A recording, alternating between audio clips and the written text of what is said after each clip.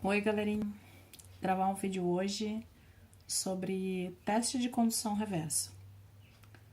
Possivelmente eu não tenho conhecimento técnico suficiente para explicar para vocês o que significa exatamente, né, tecnicamente, mas é um teste bastante utilizado e ele é bem prático, tá? Para testar qualquer setor da placa, tá? Quando eu comecei, eu conheci ele para fazer o teste inicialmente do conector de carga, tá? E o vídeo de hoje vai ser em cima disso, em cima desse setor. Em função dos aparelhos que hoje, para a gente ter acesso à placa principal, a gente precisa estar removendo a frontal para poder chegar na placa. Esse teste ele ajuda bastante, tá? Então, como um teste rápido, um teste de bancada, um teste de balcão, acaba ajudando bastante, tá? A ferramenta que vende é essa DocFlex Test, mas para quem não tiver ela simula aqui, ó, o cabo do carregador USB, né, do celular, e aqui nesses pontinhos seria referente a cada pino do conector que é soldado na placa, tá? Através dela que a gente vai fazer o teste. Para quem não tiver uma plaquinha dessa, chamada DocFlex Test, pode usar um cabinho de conector, um cabinho de carregador USB cortado, tá? Faz o mesmo efeito, de preferência original, em função de ter os 5 pinos. Eu não sei se ainda é assim, mas antigamente esses carregador do Paraguai ele tinha só o positivo e o negativo, né? Ele não tem todos os pinos. Então a gente precisa dos 5 pinos. Como vocês sabem, os 5 pinos seria basicamente GND, o pino de identificação, que é o que identifica quando a gente conecta o carregador, conecta o cabo do carregador no celular para carregar, o pino ID.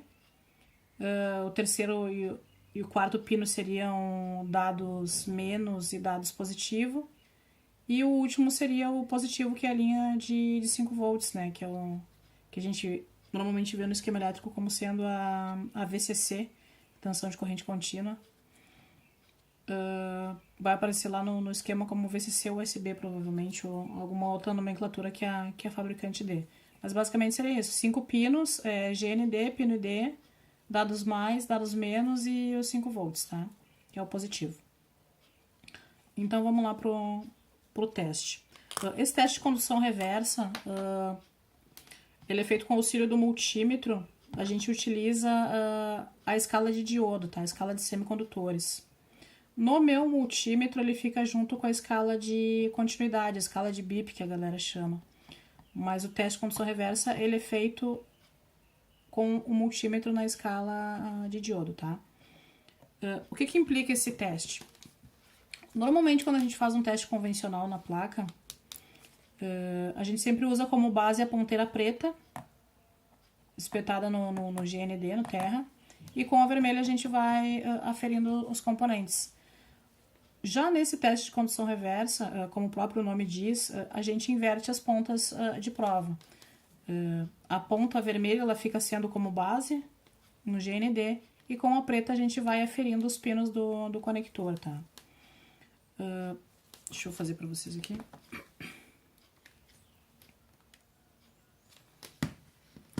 Ao aferir os pinos, deixa eu ver se tá chegando aí.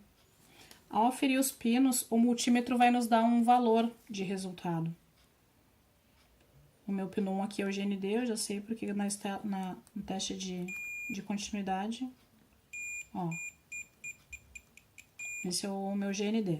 Ponta vermelha no GND, e com a preta eu vou aferindo todos os pinos. Pino 2, deu um valor. Pino 3, deu um valor. Pino 4 também deu um valor. E o pino 5 também deu um valor. Então, basicamente, seria o pino 1 GND. O pino 2 seria o pino ID, né? O pino que identifica que o cabo USB está conectado. O pino 3, possivelmente dados negativo, dados positivo, e aqui a linha de 5 volts. A grosso modo, esse conector estaria bom, tá?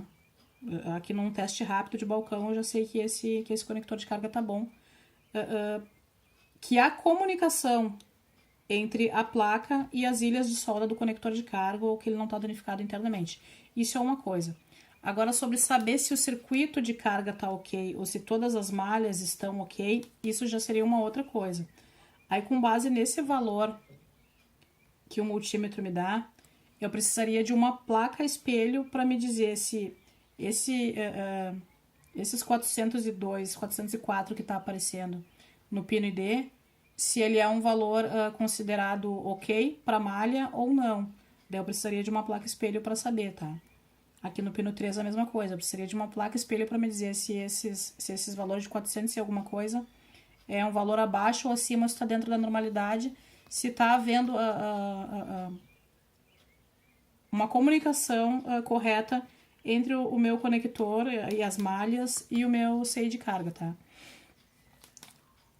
Esse valor que o multímetro me dá, como a gente está usando a escala de diodo, não sei se vocês sabem, mas na escala de diodo, o multímetro ele entrega aqui nas pontas 3 volts, em torno de 3 volts, tá?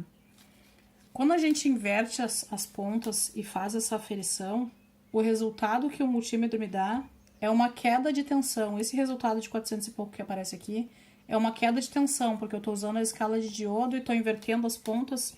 O resultado que ele me dá, esse valor de referência que ele me dá, é uma queda de tensão em milivolts. Tá? Por isso que ele acusa esse valor. Daí lembrando que para saber se esse valor está ok ou não, eu preciso de uma placa espelho boa para a gente retirar esses resultados e daí sim fazer um teste mais preciso em saber se o CI de carga ou se as malhas de comunicação entre o conector USB e o CI se estão todas ok. Tá? Basicamente seria isso. Eu vou pegar aqui como exemplo uma outra placa, nosso famoso Moto G2, só para vocês verem, falando nessa questão de fazer comparativo e... Ó, escala de BIP, pino 1 e o terra. O pino 1, tá? Então, ponta vermelha no pino 1. E com a preta eu vou aferindo os outros pinos. Pino 2 deu um valor. Pino 3 também deu um valor. Pino 4 também deu um valor. E o 5, que seria o nosso positivo, também deu um valor.